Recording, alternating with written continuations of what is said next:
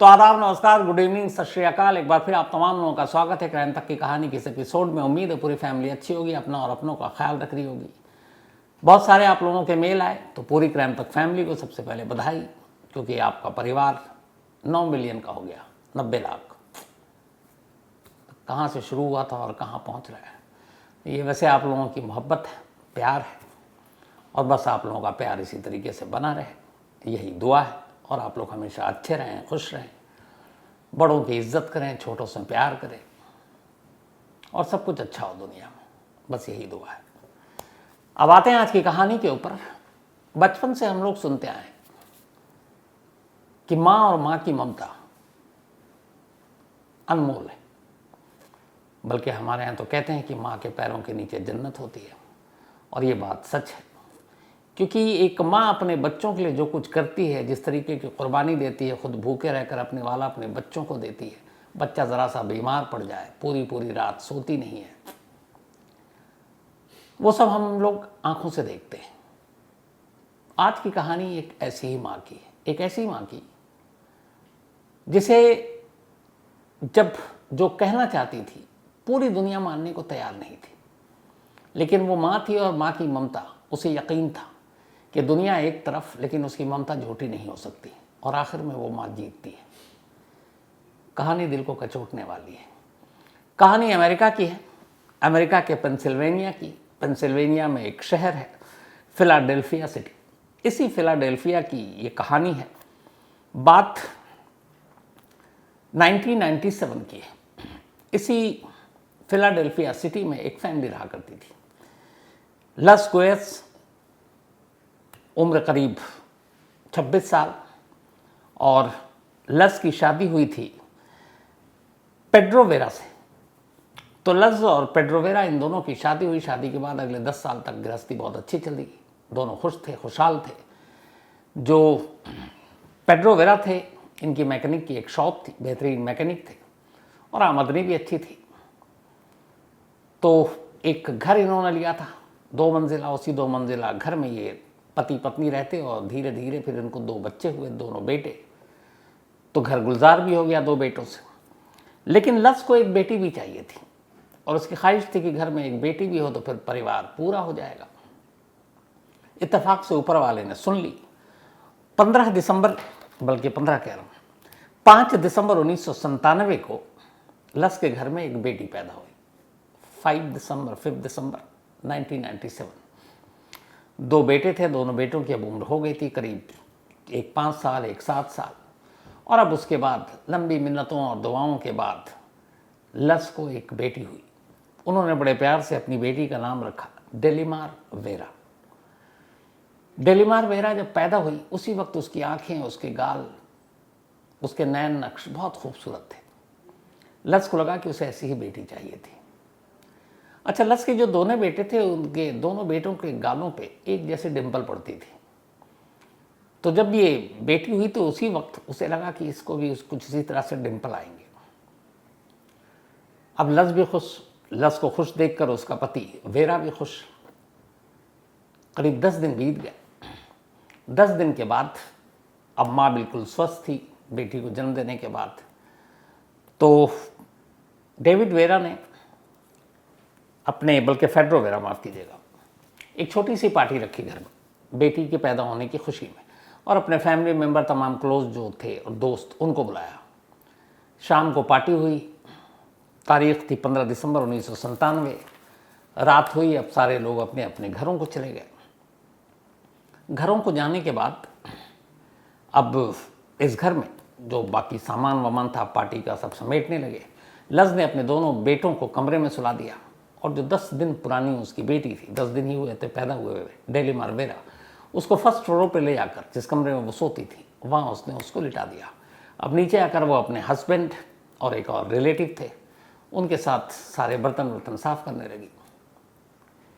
करीब 15 मिनट के बाद अचानक, जब सब ये लोग नीचे थे, सफाई कर रहे थे, अचानक ऊपर से एक शोर या एक धमाके टाइप की आवाज़ सुनाई दी। सब ऊपर भागे। ऊपर भागे तो देखते क्या है कि डेलिमर के कमरे में आग लग चुकी और धुआं उठ रहा, और आग बहुत तेज है। लस की 10 दिन की बेटी उस कमरे के अंदर थी। अपने हाथों से वो 15 मिनट पहले सुला कर आई थी। अब जब कमरे में आग, वो अंदर भागने लगी, उसके पति ने, उसके एक फैमिली फ्रेंड थी, उसने उसको पकड़ कर खींचा, क्योंकि अंदर जाने का मतलब मौत। लेकिन वो चीख रही है अपनी बेटी के लिए, और आग की लपटें इतनी तेज कि अंदर जाने का मौका नहीं। तब तक फायर ब्रिगेड पुलिस को फ़ोन कर दिया गया। रो रो कर बुरा हाल। पुलिस की टीम आती है, फायर ब्रिगेड की टीम आती है। उस कमरे में कुछ नहीं बचता, सब कुछ जलकर खाक। फिर पुलिस जांच करती है तो पाती है कि शॉर्ट सर्किट की वजह से आग लगी। अब लेकिन उस कमरे में उसकी बेटी नहीं मिली। तो फिर पुलिस ने जब छानबीन की तो उस कमरे से कुछ हड्डियां मिली। पुलिस ने उन हड्डियों को देखा और बाकी सीन ऑफ क्राइम देखा। 1 महीने के बाद पुलिस ने केस क्लोज कर दिया। इस आग को एक हादसा बताया, और साथ ही ये कि इस आग में 10 दिन की लस की बेटी डेलीमारा की मौत हो चुकी है। ये खबर और पुलिस की तरफ से कंफर्मेशन आने के बाद अब लस ये बर्दाश्त नहीं कर पाई। उसे यकीन ही नहीं हो रहा है कि उसकी बेटी अब इस दुनिया में नहीं। अपने आप को कोस भी रही है कि उसने उसको ले जाकर उस वक्त ऊपर कमरे में अकेले क्यों सुलाया। माँ अपने आप को दोष दे रही है, दोषी मान रही है खुद को। लेकिन फिर भी उसे यह है कि नहीं, मेरी बेटी मर नहीं सकती। इतना ऊपर वाला पत्थर दिल नहीं हो सकता कि मेरी बेटी को मुझे दे और 10 दिन के अंदर छीन ले। वो रोती, बिलखती, चीखती, और अपने पति, तमाम रिश्तेदार जो आते उसको समझाने के लिए, वो उनके ऊपर चीख पड़ती और कहती कि नहीं, मेरी बेटी का मातम मत मनाओ, मेरी बेटी जिंदा है।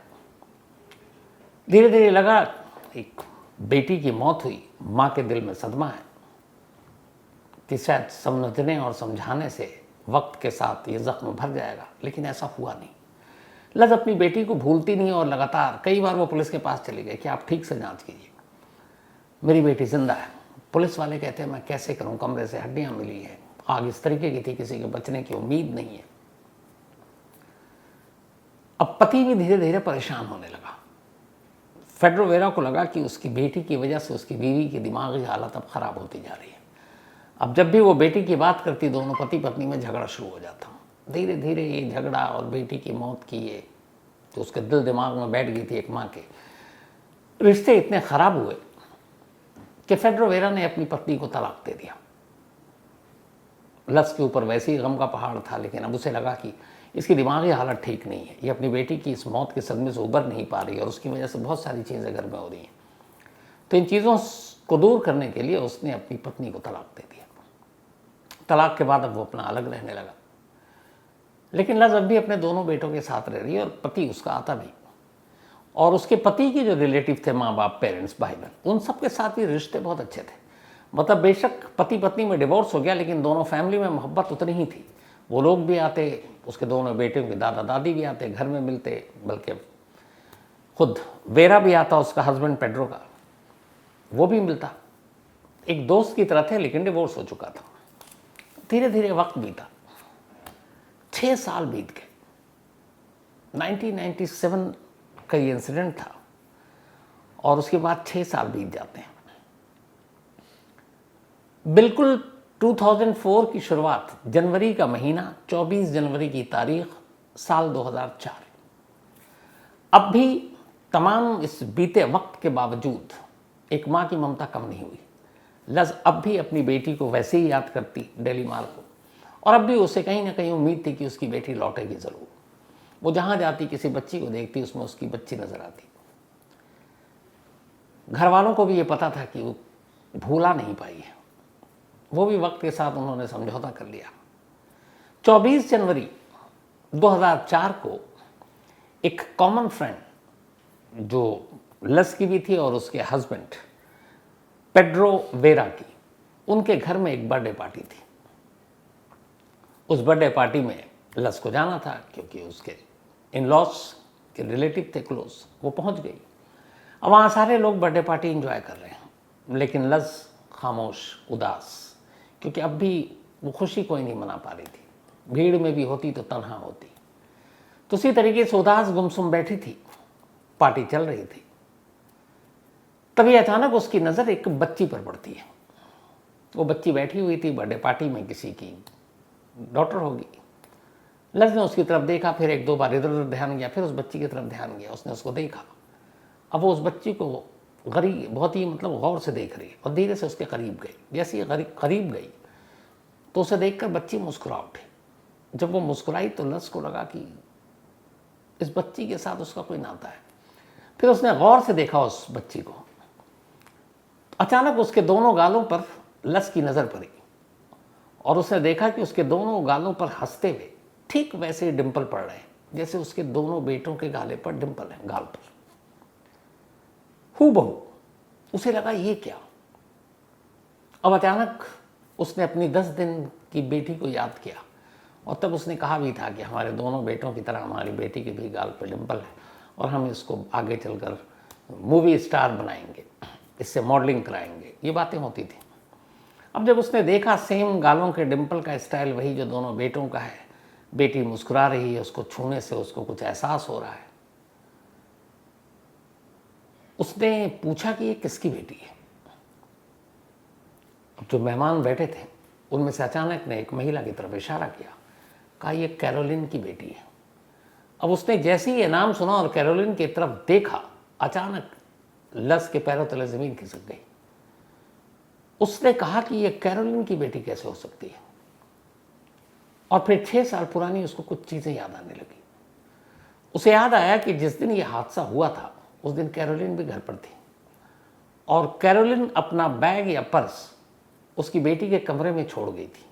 और जब पार्टी ख़त्म हुई तो लोग जाने लगे तो फिर वो उस कमरे में गई थी जिस कमरे में पर्स वो रख कर भूल गई थी और तब वो अपनी बेटी को उस कमरे में सुलाकर नीचे आ चुकी थी। तो इसके बाद आखिरी जो शख्स उस कमरे में गई थी वो कैरोलिन थी, एक फैमिली फ्रेंड। अब उसे लगा कि कैरोलिन की अगर बेटी हुई तो हम सबको पता क्यों नहीं चला। उसने 2-3 लोगों से पूछा, सबने कहा कि हमें कुछ पता नहीं। अब उसे डाउट हुआ, बेटी का चेहरा देखकर लग रहा कि मेरी बेटी है, पर करे क्या। अच्छा, इस दौरान में उसने बहुत सारी ये सब फिल्में, साइंस फिक्शन ये सब देख चुकी थी। वहाँ पे जो बच्चे थे कुछ बबलगम च्युइंगम खा रहे थे। उसने एक च्युइंगम चुपचाप उठाया और उस बच्ची के बाल में लगा दिया और फिर अचानक उसने कहा, जो बैठे हुए थे, कह रहे बबलगम लग गया, च्युइंगम लग गया इसके बाल में, तो हटा देती हूँ। और उस च्युइंगम के ज़रिए उसने 5 बाल उस बच्ची के खींच लिए। उसे एक नैपकिन में रखा, उस नैपकिन को एक पॉलीथीन में रखा और फिर अपने बैग में रखा और थोड़ी देर बाद वहाँ से निकल गई। निकलने के बाद अगले दिन सुबह सबसे पहले वो पुलिस स्टेशन पहुँचती है और कहती है कि देखिए मेरी बेटी ज़िंदा है और एक बच्ची को मैंने देखा और मुझे यकीन है वो मेरी बेटी है। मैं उसके कुछ बाल चुपचाप लेकर आई हूँ और मुझे पता है कि अगर डीएनए होगा तो ये साबित हो जाएगा। वो पुलिस वाले लस को जानते थे क्योंकि उसकी मौत के बाद उसने बहुत थाने के चक्कर काटे थे और उन्हें लगा था कि ये कुछ नहीं है, एक माँ की मोहब्बत है जो बार बार चली आती है, वरना वो जिंदा नहीं है। जब पुलिस वालों ने सुना, उन्होंने कहा कि हम आपकी मदद नहीं कर सकते, डीएनए किसी का यूं ही हम नहीं करवा सकते जब तक इसके लिए कोई हमारे पास सबूत ना हो, कोई ऊपरी आदेश ना हो। वो कहती रही कि इससे मेरी बेटी का जो की पहेली है वो सुलझ जाएगी, लेकिन पुलिस वालों ने मना कर दिया। पुलिस वालों ने कहा हम इतना कर सकते हैं आपके शक को दूर करने के लिए कि हम इसका बर्थ सर्टिफिकेट मंगा सकते हैं इस बच्ची का। पुलिस ने कहा ठीक है, मंगा लीजिए। पुलिस की एक टीम पहुंची, उसने कहा इस बच्ची का बर्थ सर्टिफिकेट चाहिए। कैरोलिन ने खुशी खुशी वो बर्थ सर्टिफिकेट दे दिया। उस बर्थ सर्टिफिकेट के मुताबिक उस बच्ची का जन्म 1998 में हुआ था, 6 जैन 1998, और 6 जनवरी 1998 के हिसाब से इधर जो लस ने अपनी बेटी को पैदा किया था तब वो तारीख थी 5 दिसंबर 1997। तो इसका मतलब है कि लस की मौत के लगभग महीने 1.5 महीने बाद इस बच्ची का जन्म हुआ था तारीख। अब जब बर्थ सर्टिफिकेट देखती है लस तो उसे लगता है कि अब तो पक्का गड़बड़ है, क्योंकि डेट ऑफ बर्थ वही मिल रहा है, लगभग थोड़े बहुत आगे पीछे। वो पुलिस वालों से कहती है कि देखिए एक बार डीएनए करा लीजिए। पुलिस की टीम मानती नहीं है। अब वो इधर उधर भटकती है, लेकिन उसके पास कोर्ट में केस करने और इसके लिए पैसे नहीं थे। अपने एक्स हस्बैंड से मदद मांगती है।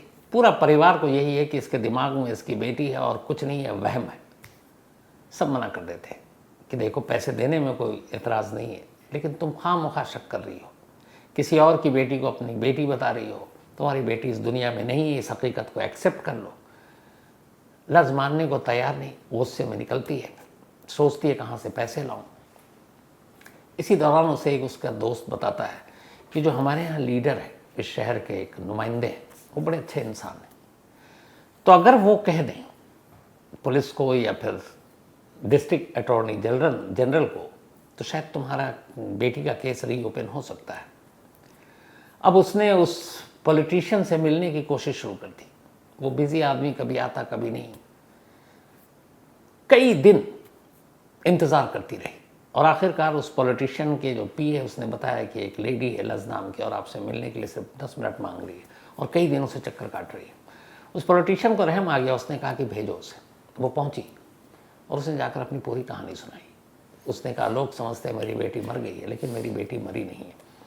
वो क्राइम इन्वेस्टिगेशन के हिसाब से भी बताती है कि ना मेरी बेटी के राख का डीएनए हुआ, ना बाकी चीज़ें, सिर्फ चंद बोन्स मिले थे और उसी से ये हुआ कि हमारी बेटी है।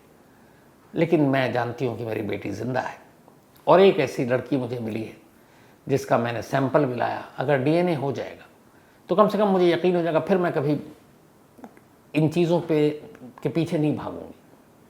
मुझे यकीन हो जाएगा कि मेरी बेटी इस दुनिया में नहीं, लेकिन मैं जानती हूँ कि मेरी बेटी ज़िंदा है। 1.5 घंटे तक 10 मिनट का वक्त लिया था उस नेता ने लस की बात सुनी और 1.5 घंटे बाद उसे यकीन हो गया कि एक माँ के दिल की आवाज़ है, ये झूठ नहीं बोल रही है, ढोंग नहीं कर रही है, इसकी बातों में सच्चाई है।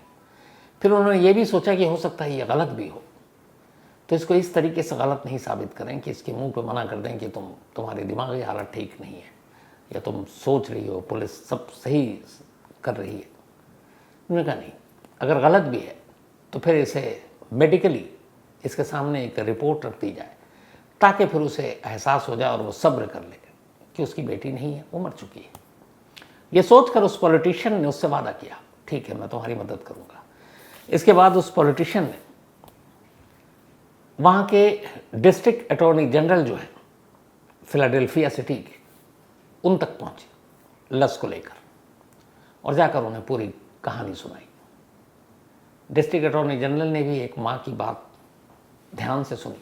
उन्होंने कहा ठीक है, आप ये सबूत दीजिए। वो अब भी वो 5 बाल अपने पास रखे हुए थे उस बच्ची के।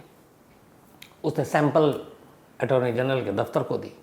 उस सैंपल को डिस्ट्रिक्ट अटॉर्नी जनरल के हुक्म पर फॉरेंसिक लैब भेजा गया। डीएनए की रिपोर्ट आई। जब डीएनए की रिपोर्ट आई, हर कोई चौंक उठा। वो बच्ची लस की ही बेटी थी जो 6 साल पहले मर चुकी थी उस घर में आग लगने की वजह से। अब जैसे ही डीएनए रिपोर्ट आई, फौरन अटॉर्नी जनरल के आदेश पर एक पुलिस की टीम कैरोलिन के घर पहुंचती है। लेकिन कैरोलिन को इस डीएनए जांच की बात पता चल चुकी थी, वो घर से गायब। पुलिस इधर उधर ढूंढती है, वो काफ़ी इधर उधर भटकती छुपती रहती है। इस दौरान में जब ये डीएनए की रिपोर्ट आनी थी और जब ये डीएनए हुआ तो कैरोलिन के भी सैंपल लिए गए और लस के भी। तो उस वक्त कैरोलिन को अंदाज़ा हो गया था कि ये मामला जांच में चला गया।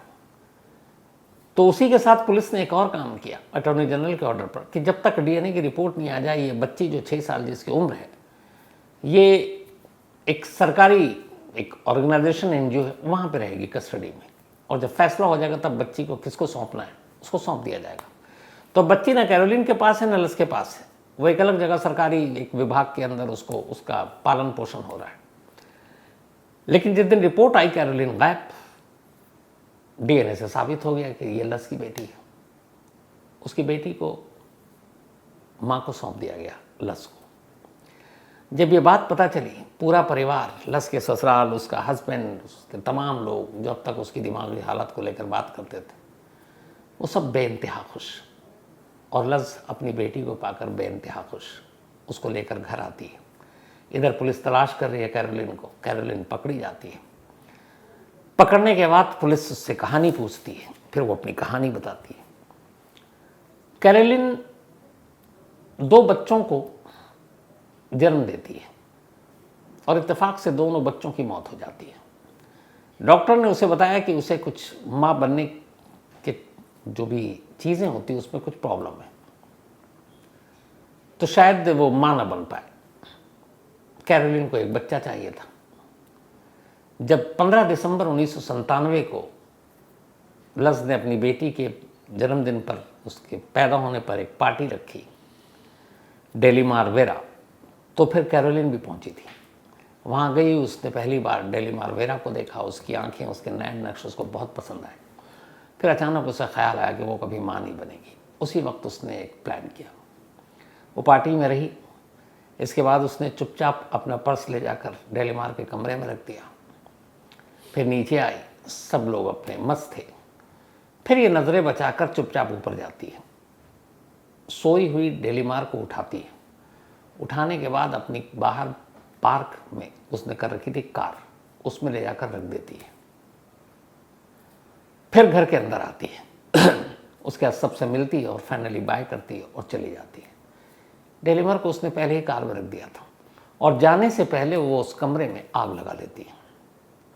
आग इस तरीके से लगाया था कि ये धीरे धीरे कमरे में आग फैलेगी। तो उसने लगाया, उसके बाद 5 मिनट के बाद फिर चिंगारी शोला बनेगा, उस हिसाब से उसने आग की प्लानिंग की। और जब वो निकली उसके बाद आग लगी और आग की तरफ सबका ध्यान गया। उसके बाद वो उसकी बेटी को लेकर अपने घर जाती है, फिर वहाँ से निकल लेती है। और इन 6 सालों में वो किसी भी अपने क्लोज रिश्तेदार और बाकी को अपने घर नहीं आने देती। घर आते भी तो उस कमरे में नहीं जाने देती जहाँ डेलीमार की वो परवरिश कर रही थी। कैरोलिन भी उसे एक बेटी की तरह पालना चाहती थी। और वो जब बड़ी होने लगी जैसे जैसे, तो उसका ड्रीम था कि जब ये बड़ी होगी तो इसको एक्टिंग सिखाएंगे, इसको मूवी में काम दिलाएंगे, इसको सीरियल में काम दिलाएंगे, इससे मॉडलिंग कराएंगे। ये उसका सपना था और बस इसीलिए उसने ये पूरी साजिश रची। लेकिन कमाल और सैल्यूट उस लस को, डेलीमार की माँ को, जिसने पहले दिन से लेकर आखिरी दिन तक यकीन नहीं किया कि उसकी बेटी मर चुकी है। और उसका यकीन सच्चा था, यहाँ तक कि इसी वजह से उसके पति ने उसको डिवोर्स दे दिया, लेकिन फिर भी सच्चा था। हालांकि पति कभी लौट कर फिर नहीं आया। लज ने अपनी पूरी जिंदगी गुजारी। आज 20 साल हो गए, करीब 26 साल की उसकी बेटी डेलीमार हो चुकी है। और उसने कई सारे ऐड में काम किए, कुछ मूवी के ऑफर मिले, कुछ नॉवेल उसके ऊपर हुए और एक मूवी बनी भी। आज खुश है, खुशहाल है और लज और उसकी बेटी दोनों साथ हैं। तो इसीलिए मैंने कहा था कि एक माँ की ममता, एक माँ का यकीन अमूमन गलत नहीं है। और ये वो माँ ही थी पूरी दुनिया में इकलौती, जिसे कभी यकीन नहीं था एक पल के लिए भी कि उसकी बेटी की मौत हो चुकी है। और सच में उसका यकीन सही था, उसकी बेटी जिंदा थी। तो ये थी आज की कहानी ख़त्म करूँ उससे पहले वही अपना सिलसिला। आज आरुषि यादव, इनका बर्थडे है, तो हैप्पी बर्थडे आरुषि। और ये भेजा है रजनी और अमन यादव जी ने, इन दोनों की बेटियां हैं आरुषि। नमिता, इनका भी आज जन्मदिन है, तो हैप्पी बर्थडे नमिता जी। और ये भेजा है रोहन प्रांजपे ने, रोहन जी की वाइफ नमिता हैं। साथ ही अंजनी अवारे, इनका भी जन्मदिन है, तो हैप्पी बर्थडे अंजनी। और ये ओगनेल अवारे जी की पत्नी है। साथ ही अजय यादव का भी आज जन्मदिन है, तो हैप्पी बर्थडे अजय। और ये भेजा ध्रुव यादव ने है। धनुष वाघ, इनका भी आज जन्मदिन है, तो हैप्पी बर्थडे धनुष। और भेजा है शरद ने। इसके अलावा प्रियांशु पॉल, इनका भी जन्मदिन है, हैप्पी बर्थडे प्रियांशु। और भेजा है ये सरस्वती और शुभांकर पॉल ने, दोनों के बेटे हैं प्रियांशु। सीमा रानी दास का भी आज जन्मदिन है, तो हैप्पी बर्थडे सीमा जी। और ये भेजा है रोहित साहा ने। इसके अलावा मुकुंद भारतीय, थैंक यू सो मच। बहुत सारे लोगों ने 9 मिलियन के लिए किया, तो थैंक यू आपका भी और पूरी क्राइम फैमिली का भी। शुरू में ही मैं आप लोगों को इसके लिए शुक्रिया भी अदा कर चुका हूँ। इसके अलावा प्रतुष मिश्रा ने लिखा कि क्या आपने स्कूप सीरियल देखा और उसमें जो रिपोर्टर के बारे में दिखाया गया कि रिपोर्टर अपने टिप या सोर्स के बारे में नहीं बताते हैं, क्या ये सच है? बिल्कुल सच है। एक रिपोर्टर को फोर्स भी नहीं कर सकते, कानून भी नहीं, अदालत भी नहीं कि मेरी इस स्टोरी का सोर्स क्या है, कौन है। ये बाकायदा है, कई ऐसे फैसले आए कोर्ट के। क्यों? इसलिए कि फिर उस सोर्स के भी जान को खतरा हो सकता है। तो रिपोर्टर, एक अच्छा रिपोर्टर कभी अपना सोर्स नहीं बताता, ये फैक्ट है। और ये क्योंकि ट्रस्ट का गेम होता है, अगर उसे पता चल गया कि आप कभी फंस गए या आपके ऊपर आफत और शामत आ गई और आपने मुंह खोल दिया, तो कभी कोई आपका सोर्स बनेगा नहीं, आपको स्टोरी देगा। तो सोर्स वो होता है जिसे पता है कि ये इसकी जान भी चली जाए तो भी ये मुंह नहीं खोलेगा, तो फिर ऐसे लोग सोर्स बनते हैं। इसके अलावा आनंद मानकपुरी, इन्होंने कहानी की फरमाइश की है। साथ ही स्वाति रोशन जी रायपुर में एक स्कूल में टीचर हैं और इन्होंने पूछा है, बल्कि किसी बच्चे ने इनके स्कूल में इनसे पूछ लिया था कि मीडिया जो है वो आम लोगों की रोज़मर्रा से या उनसे जुड़े हुए मसले और प्रॉब्लम की स्टोरीज क्यों नहीं दिखाती, और जो बेकार की चीज़ें हैं या बड़े बड़े शहरों की बड़े बड़े स्कैंडल, बड़ी बड़ी शादियाँ जैसे अभी अंबानी फैमिली में हुई, इन्हीं सब चीज़ों को या कायदे से गए खुलकर तो इन्हीं तमाशों को ज़्यादा क्यों दिखाती है, वजह क्या आखिर मीडिया का ऐसा करने का। तो स्वाति रोशन जी ने कहा था कि आपसे ईमानदारी की जवाब की उम्मीद रखती हूँ, तो बहुत ईमानदारी से मैं आपको स्वाति जी और आपके स्टूडेंट्स को यही कहना चाहूँगा, सब टीआरपी का खेल होता है। एक छोटे शहर में एक छोटी अननोन स्टोरी जिसे कोई जानता नहीं हो, जहाँ कोई रीच नहीं, यहाँ की टीआरपी नहीं, जहाँ किसी बड़ी कंपनी का ऐड आ भी जाए तो उस गांव में उस प्रोडक्ट को ख़रीदने वाला नहीं, तो फिर वहाँ पे क्यों दिखाया जाए। लेकिन यही मीडिया है कि कोई मसाला हो, बड़े घराने के हों, कुछ बड़े घराने में क्राइम हो गया हो, स्कैंडल हो गया हो, आप देखिए लगातार चलेगा। लेकिन किसी गांव में गैंग रेप या रेप हो जाए, कोई भूख से मर जाए, किसी का दाखला नहीं है, नौकरी नहीं है, घर में राशन चूल्हा नहीं है, और वो पूरा फैमिली जो है सामूहिक जान दे दे, ऐसी खबरें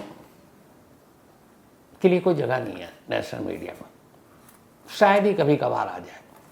तो हकीकत यही है, सब टीआरपी का खेल है, और ज़्यादा सच से कहूँ तो सब बिजनेस का भी खेल है, यही सच है। प्रतीक ब्रह्मपारकर, इन्होंने कहानी की फरमाइश की, and thank you so much Pratik भाई मेल के लिए। इसके अलावा अभिषेक कुमार, इन्होंने कहानी की फरमाइश की है। साथ ही रोहित बिस्वा, ये कालिम्पोंग वेस्ट बंगाल से हैं, इन्होंने भी एक कहानी की फरमाइश की, मैं ज़रूर जल्दी सुनाता हूँ। तो कहानी में आज इतना ही है, अब आपसे मुलाकात होगी कल रात 9 बजे किसी नई कहानी के साथ। तब तक अपना और अपनों का ख्याल रखिएगा। Thank you very much.